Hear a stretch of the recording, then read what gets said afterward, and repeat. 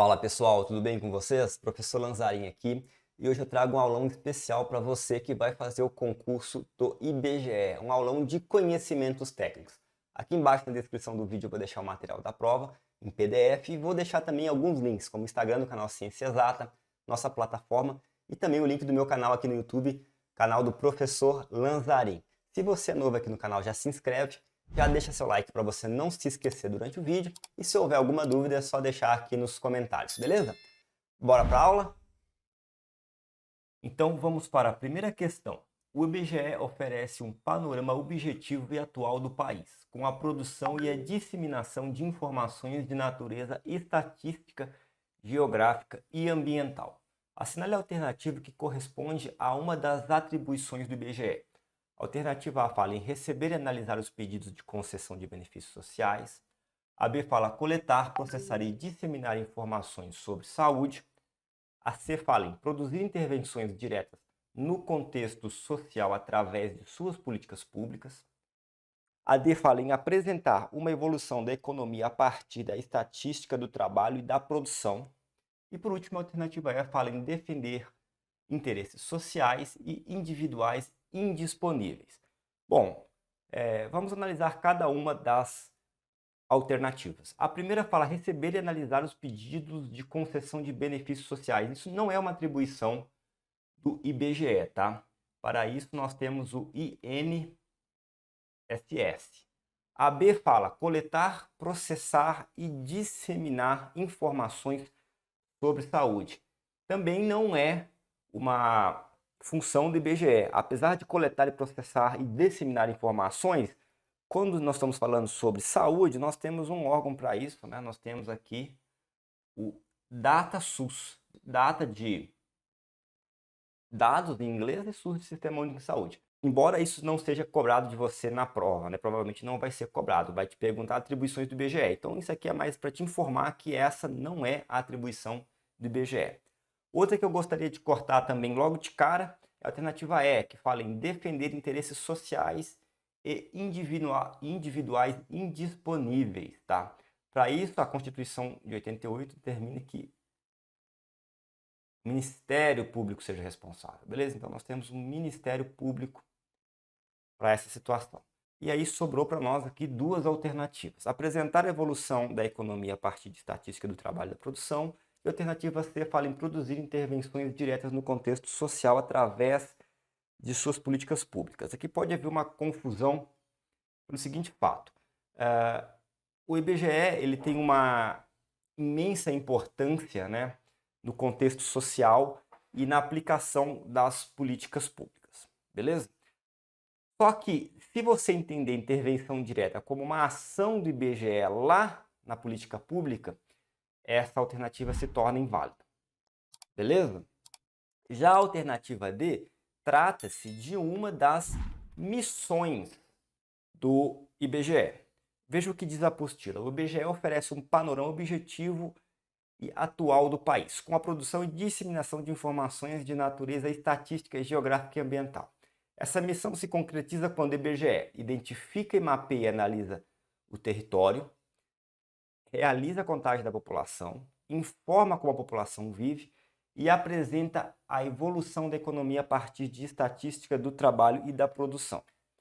Considerando aqui que as atribuições e missões do IBGE são sinônimos, né? Em outras instituições nós temos atribuição e missão como coisas separadas, diferentes, a alternativa D é a resposta correta, beleza? Apresentar a evolução da economia a partir de estatísticas do trabalho e da produção.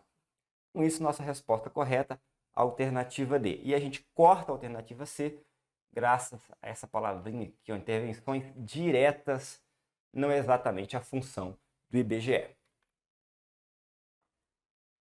Então, vamos para a próxima questão. A partir da conclusão do censo de 2022, o Brasil vai dispor de informações necessárias para conhecer as características das pessoas, onde residem, por exemplo, a fim de planejar políticas e investimentos públicos. O conjunto de dados coletados trará resultados relacionados às questões fundamentais, como 1. A população, o total da população do país por sexo e faixa etária e como está distribuído no território nacional. 2. A estimativa de brasileiros que vivem fora do país. 3. O tipo de habitação em que vive a população do país. 4. As condições de trabalho e o rendimento da população. E 5. A proporção da população que tem acesso ao saneamento básico. Sobre os resultados esperados para o censo 2022, lembrando novamente que o censo foi adiado para esse ano de 2022, né? Estão corretos os itens. Aí a alternativa A fala em 1 e 2, a B fala 2, 3 e 5, a C fala 1, 2 e 4, D fala 2, 3, 4 e 5 e por último a alternativa E fala 1, 3, 4 e 5. Bom, vamos analisar cada um dos itens. O primeiro item fala o seguinte: o total da população do país por sexo e faixa etária, e como está distribuído no território nacional. Verdadeiro, tá? Isso é um dos dados, né? Um dos resultados que os dados pretendem chegar, né? Com esses dados, tem tanta outras coisas, a gente consegue fazer a distribuição, né? Através daquela pirâmide etária lá, por sexo e, né? Como o próprio nome diz, por faixa de idade, beleza?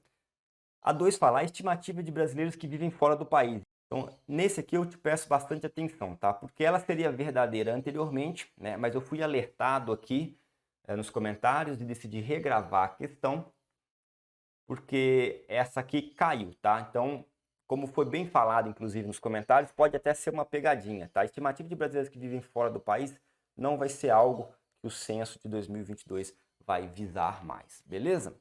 Alternativa 3 fala o tipo de habitação em que vive a população do país.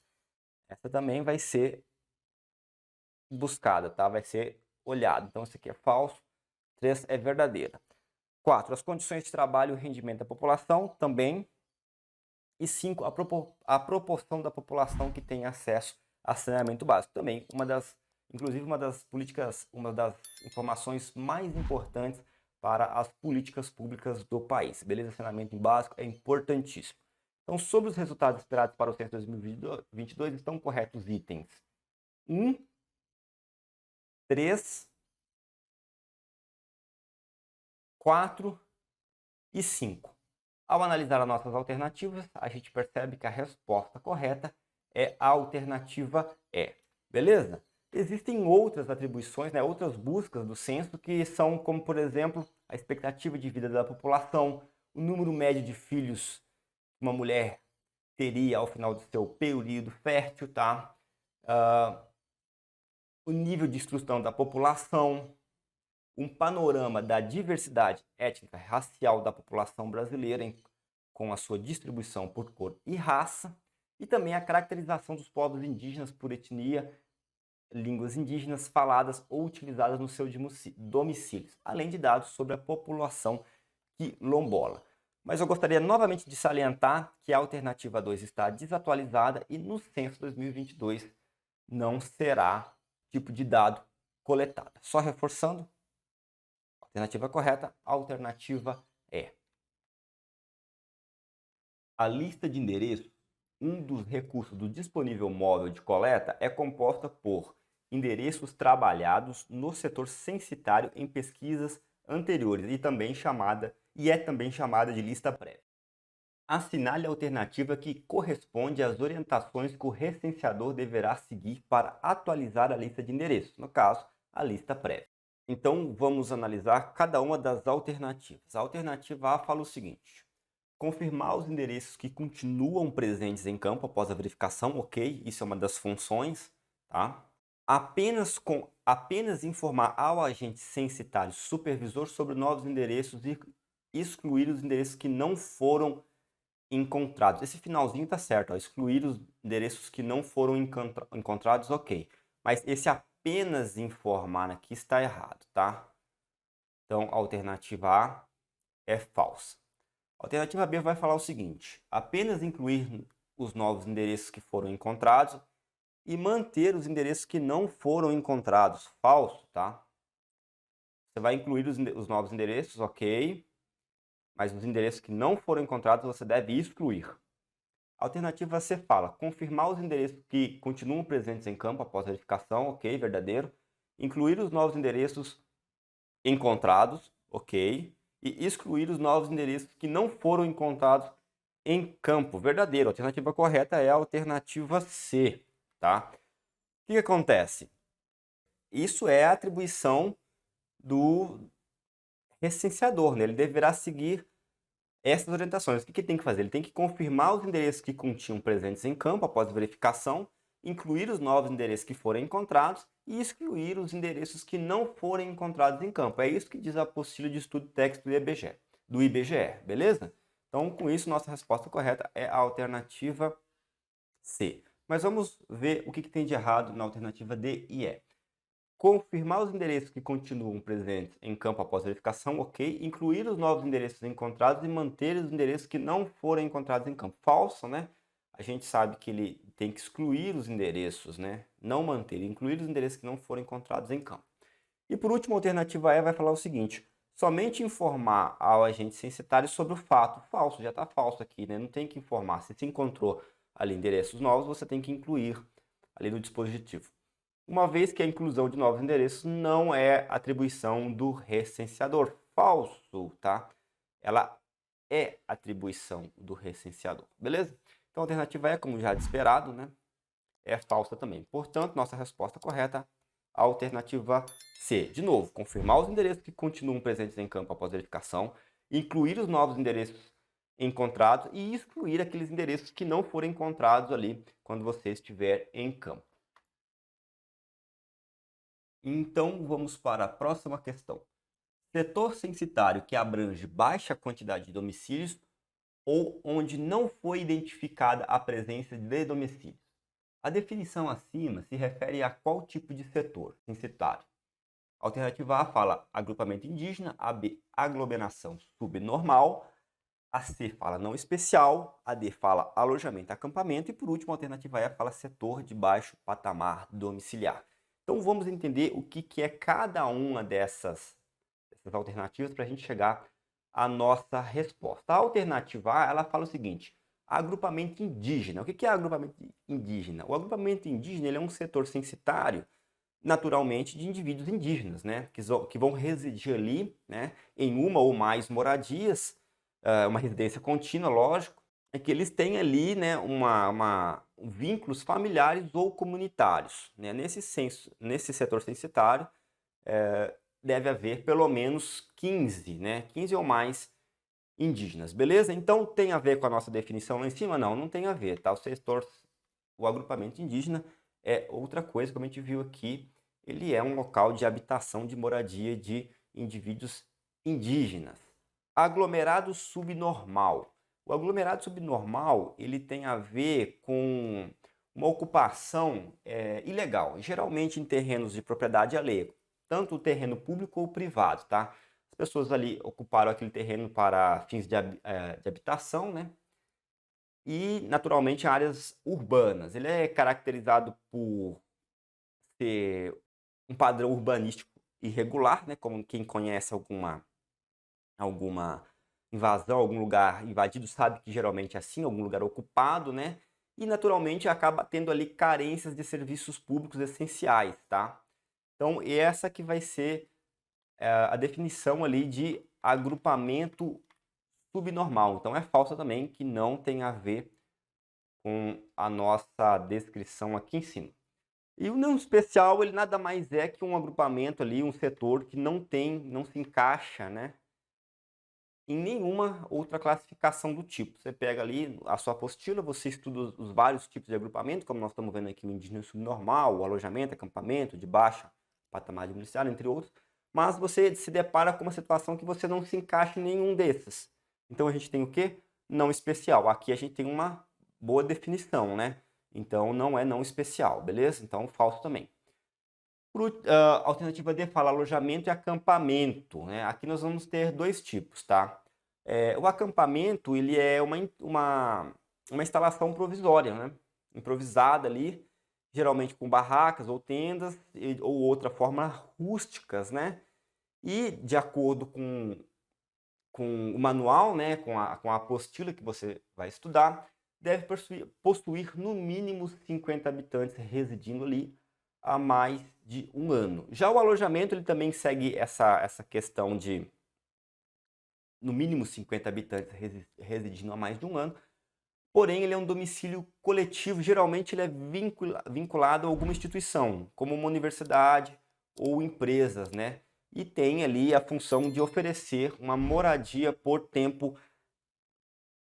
período temporário, tá? Então a diferença do alojamento e domicílio é que a diferença entre o alojamento e o acampamento é que geralmente o acampamento ele é uma instalação improvisada, beleza? Mas os dois são ali moradias coletivas, e também, né, tem esse caráter de período temporário, beleza?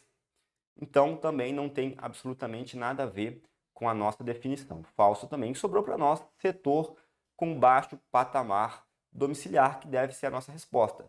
Olha lá o que diz a nossa afirmação. Setor censitário que abrange baixa quantidade de domicílios ou onde não foi identificada a presença de domicílios. Verdadeiro. Então, nossa resposta correta é a alternativa E, porque o setor de baixo patamar domiciliar é exatamente isso que está descrito no nosso enunciado. Beleza? Então, só confirmando aqui, resposta correta, alternativa E.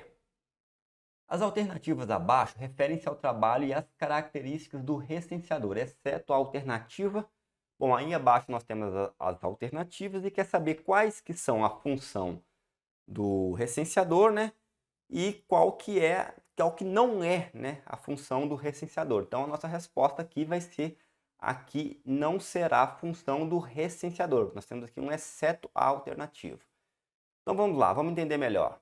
A alternativa A fala, está em contato direto com o público. Ele representa o IBGE para a sociedade. Bom, essa é verdadeira, então ela não é nossa resposta, tá?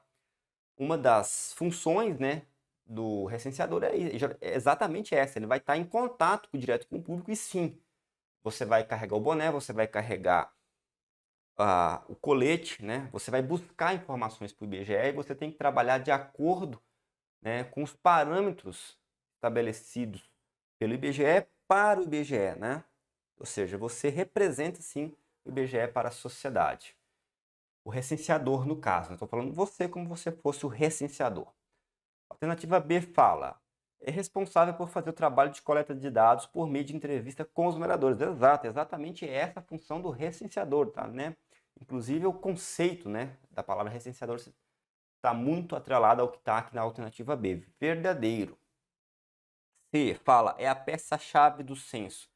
Sim, também, tá? Verdadeiro. Por quê? O recenseador é aquele que está em contato direto com a população brasileira. É ele que vai entrevistar, né, cada indivíduo da sociedade e vai receber as informações que são essenciais para que o censo tenha sucesso, né, para que essas informações possam ser trabalhadas estatisticamente e gerem informações, dados e conhecimento para os investimentos públicos. Então, sim, é peça-chave, é quem traz a informação, beleza? A alternativa D fala, é o elo entre aqueles que coletam as informações e aqueles que gerenciam o posto de coleta. Bom, se ele é o elo entre aqueles que coletam informações e aqueles que gerenciam o posto, só pode ser falsa, tá? Primeiro que essa não é atribuição dele.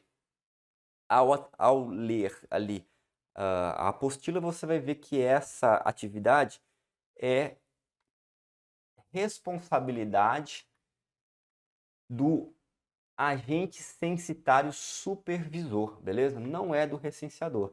E outra coisa, aqueles que coletam informações, esses são o recenseador, tá?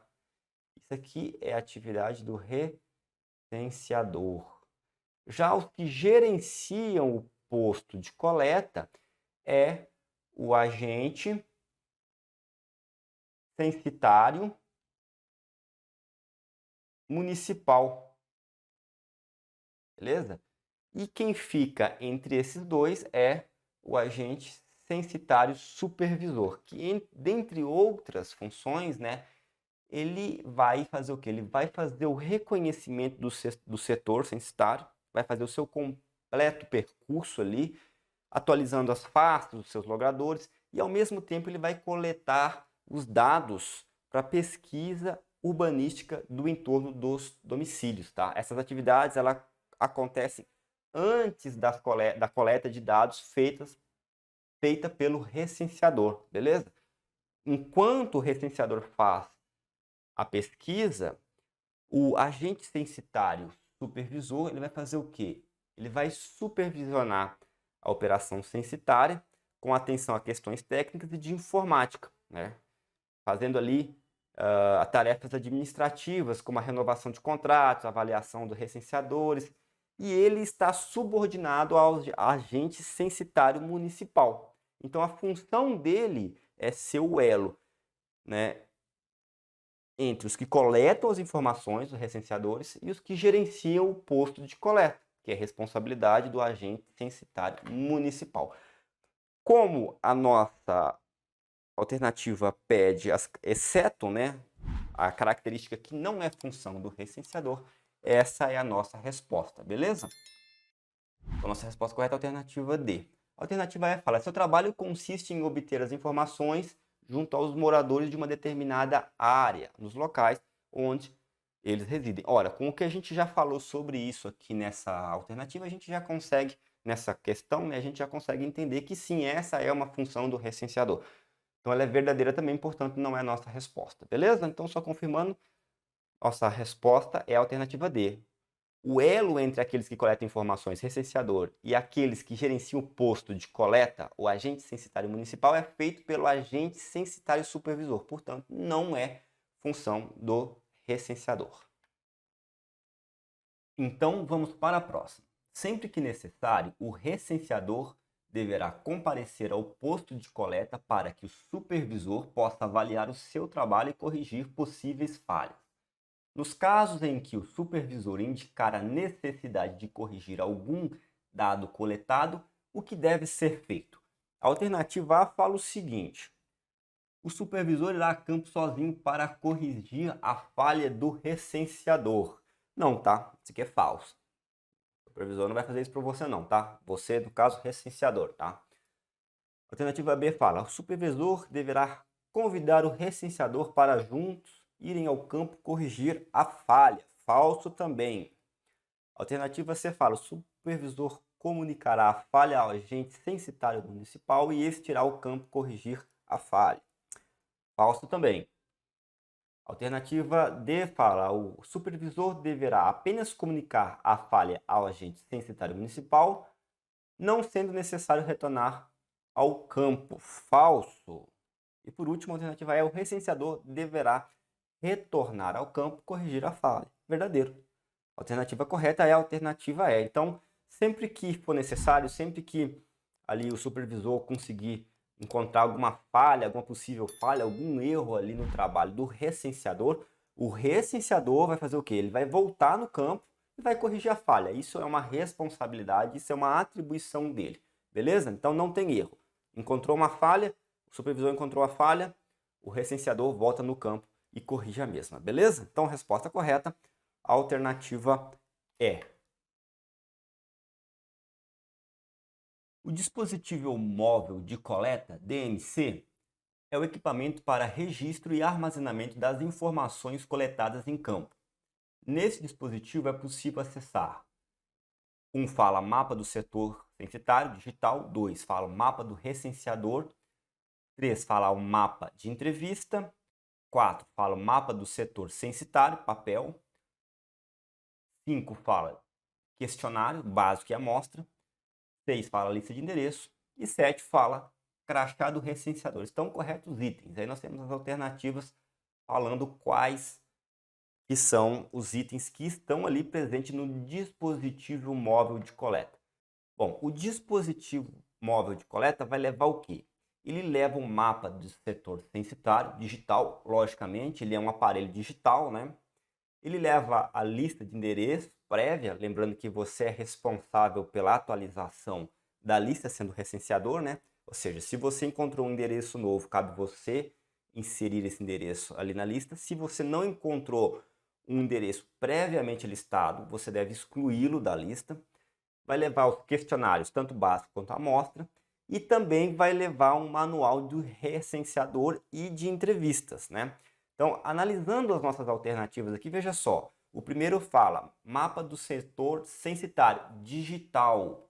Ok, verdadeiro, leva. Manual do recenseador, ok, também, verdadeiro. Manual de entrevista, também. A 4 fala mapa do setor censitário papel. Oh, lógico que não, falso, né? Tem um mapa do setor censitário digital. Como vai ser em papel num aplicativo, né? Dentro de um dispositivo digital? Falso, né? Alternativa 5 fala questionário, verdadeiro, é o que você vai utilizar para fazer a entrevista, tanto básico quanto amostra. 6 fala lista de endereço, ok, está correto também. E a 7 fala crachá do recenseador, falso. O crachá você vai receber e vai andar com ele pendurado ali no seu colete, né, na sua camiseta, beleza? Então, nós temos como corretas, né, ou seja, o que é possível acessar no dispositivo móvel de coleta. 1, 2, 3, 5 e 6. Só esses. 4 e 7 não estão disponíveis, beleza? Então estão corretos os itens alternativa D. 1, 2, 3, 5 e 6 apenas, ok? Então, resposta correta, alternativa D.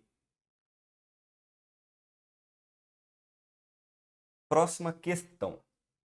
A abordagem correta do recenseador contribui para uma resposta mais rápida e diminui a possibilidade de recusa do informante em prestar as informações.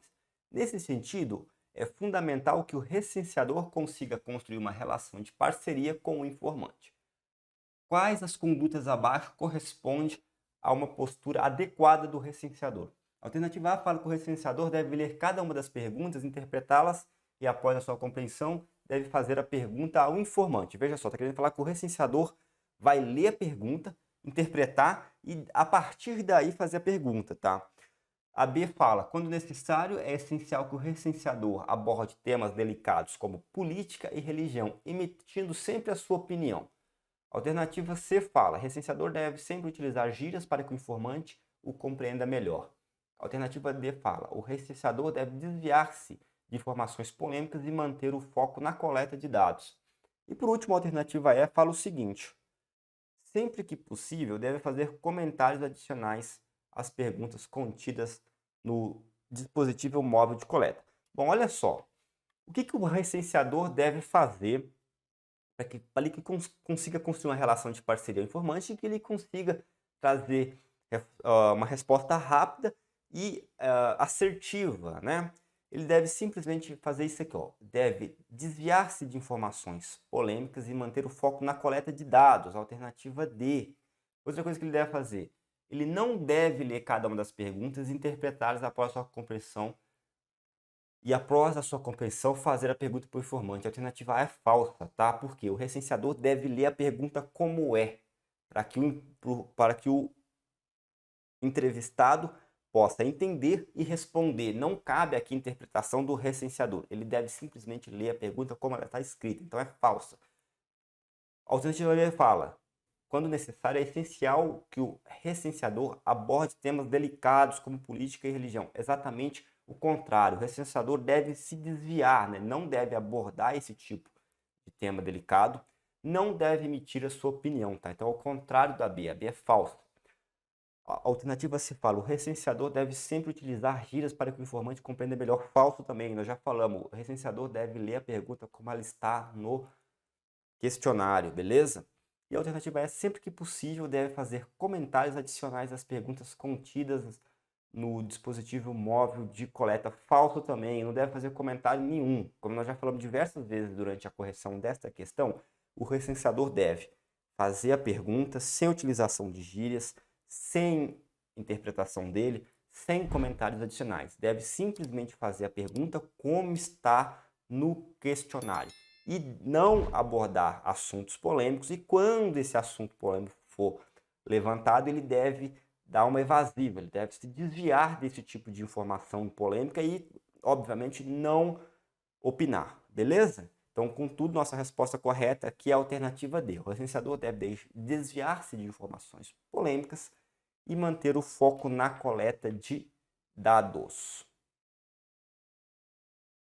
Não será considerada moradora no domicílio de origem, mas sim no local onde se encontrava, ainda que a ausência seja inferior a 12 meses, a pessoa que, alternativa A, tenha sido condenada com uma sentença definitiva declarada.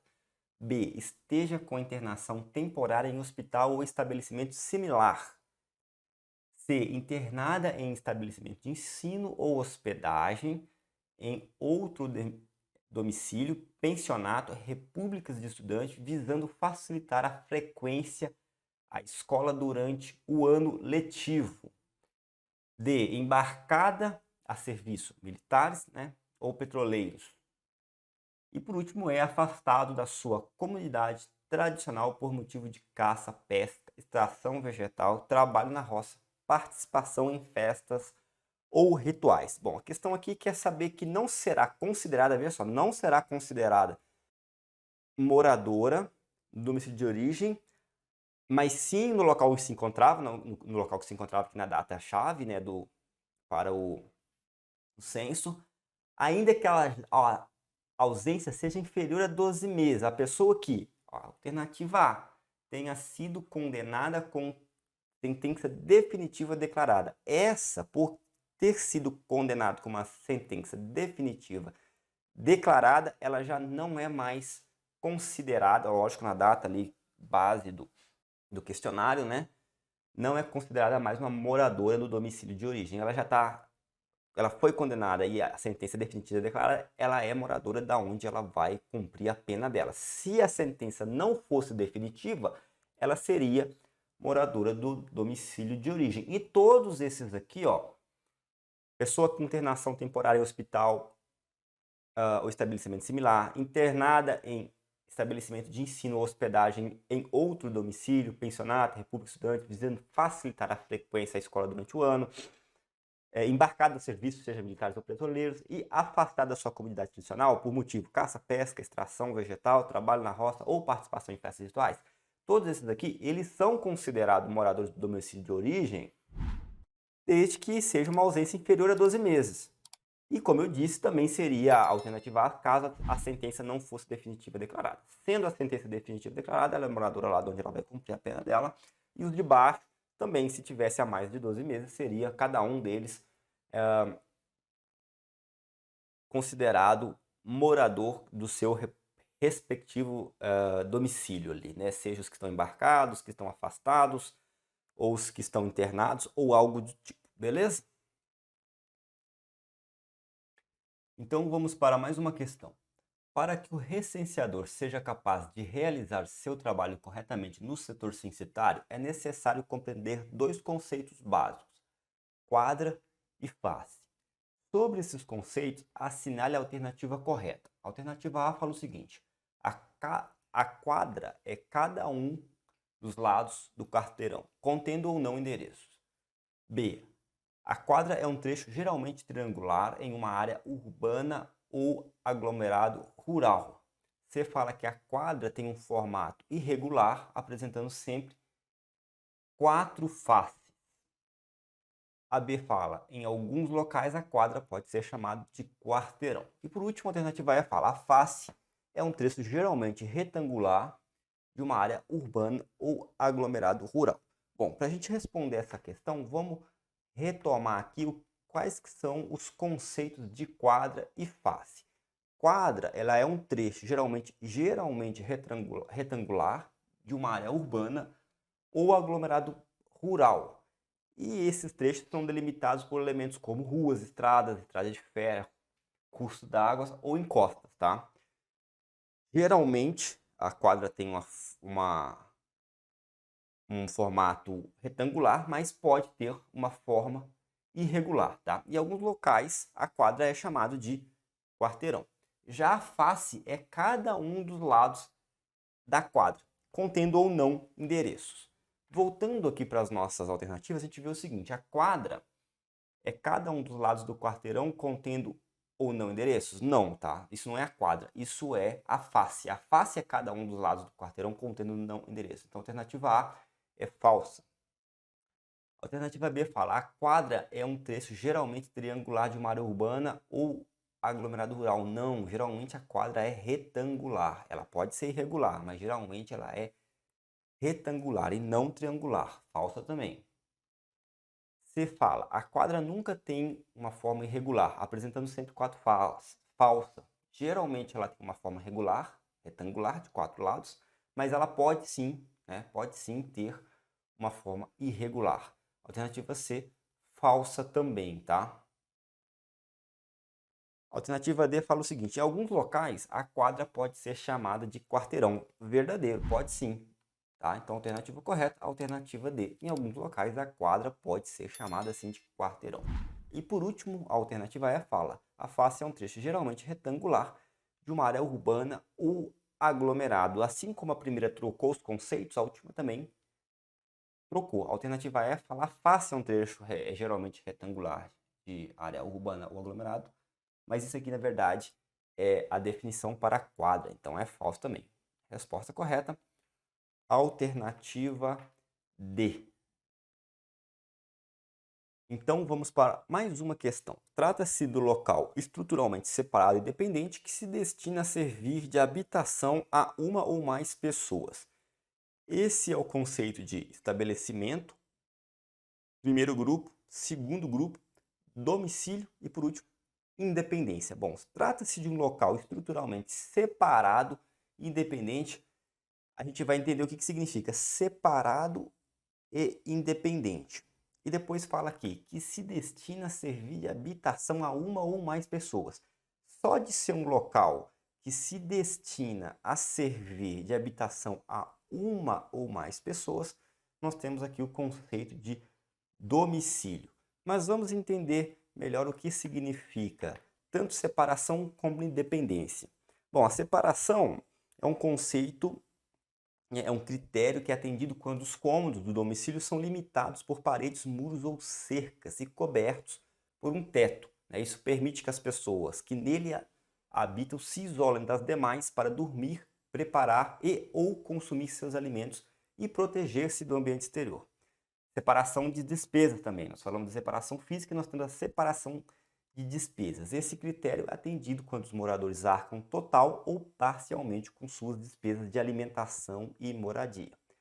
E nós também temos o critério de independência. O que é? Quando o local da habitação tem acesso direto, que permite aos seus moradores entrar e sair sem a necessidade de passar por locais de moradia de outras pessoas, beleza? Então a gente entendeu melhor aqui o que é separação, o que é independência. De toda forma, nós temos aqui o conceito de domicílio. Portanto, nossa resposta correta é a alternativa D. Cômodo é todo compartimento coberto por um teto, limitado por paredes e que seja parte integrante do domicílio. Com base nesse conceito, considera-se cômodo ou consideram-se cômodos. Alternativa A fala em garagem, B, varanda aberta, C, mezanino, D, banheiro e por último a alternativa E fala em cozinha americana. Como vocês puderam ver aqui no enunciado da questão, nós tivemos o conceito de cômodo segundo IBGE, que é todo compartimento coberto por um teto limitado por paredes que seja parte integrante do domicílio, inclusive, veja só, nós já vamos trabalhando na resposta, inclusive banheiro e cozinha, tá?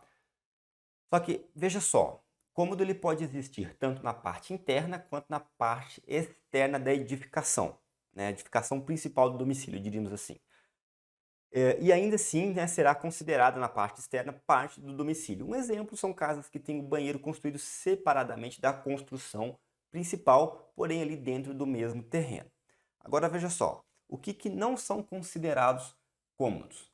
Corredores de ligação entre os cômodos, varandas abertas, garagem, compartimentos não residenciais, cozinha americana ou mezanino, beleza? Então, ao analisar aqui as nossas alternativas, a gente sabe que garagem não é cômodo, varandas abertas também não, mezanino também não e cozinha americana também não. Já banheiro é, tá? Seja interno ou externo. beleza? Então, resposta correta, alternativa D. Bom, então vamos finalmente para a última questão. A pesquisa urbanística do entorno dos domicílios é um levantamento de informações realizado por observação em momento anterior ao da coleta do teste de homologação. Busca coletar dados de infraestrutura urbanística, fornecendo insumos para melhorar a qualidade da cobertura da coleta do censo 2020. Quem é o responsável por realizar esta pesquisa? A alternativa A fala agente censitário municipal, B fala coordenadores do censo, C fala coordenadores de área, D fala agente censitário supervisor e E fala coordenadores censitários de subárea. Bom, sem muito mistério, eu já gostaria de dizer que a resposta é a alternativa D, beleza? Quem é responsável por fazer essa pesquisa ao mesmo tempo que percorre o setor censitário e confere ali os endereços, né, é agente censitário supervisor, beleza? Nós já falamos sobre as funções atribuídas a ele em outra questão. Mas aqui eu gostaria de falar sobre outros, né, para que a gente possa entender melhor a função de cada um deles, para que você possa fazer uma prova mais bem informada. Lógico que a nossa intenção aqui com cada uma dessas questões não é simplesmente passar o gabarito. 2 eu gostaria de destacar de cara: coordenadores do censo e coordenadores de área. Esses não estão fazendo parte, né, da seleção aqui, né, do nosso concurso que vai acontecer agora, porque eles já são efetivos, tá? E eles têm uma posição elevada no organograma e com isso uma grande área abaixo deles, não sendo possível para eles fazer essa pesquisa, uma vez, né, que é necessário uma capilaridade melhor, uma capilaridade maior, uma vez que o cara vai rua a rua, né? Ou melhor dizendo, face a face, analisando ali essas questões urbanísticas, tá? Então tem que ter uma capilaridade melhor e os coordenadores de censo, coordenadores de área não são indicados para isso, uma vez que o coordenador de censo, os coordenadores do censo, eles estão nas unidades estaduais e os coordenadores de áreas estão em agências do IBGE. Mais uma vez, como eu falei, uma grande área abaixo deles, beleza? Então, a gente já sabe que quem faz é o agente censitário supervisor e ele vai responder ao agente censitário municipal, beleza? Então, o agente censitário supervisor responde ao agente censitário municipal. E a função desse agente censitário municipal, ela é gerencial, né? Ela administra a equipe, tanto dos supervisores quanto dos recenseadores, e também é responsável pelos materiais e equipamentos do posto de coleta. O agente censitário municipal, ele é o gerente da equipe ali no posto de coleta, beleza? E ele vai responder para o agente censitário de subárea. Tranquilo?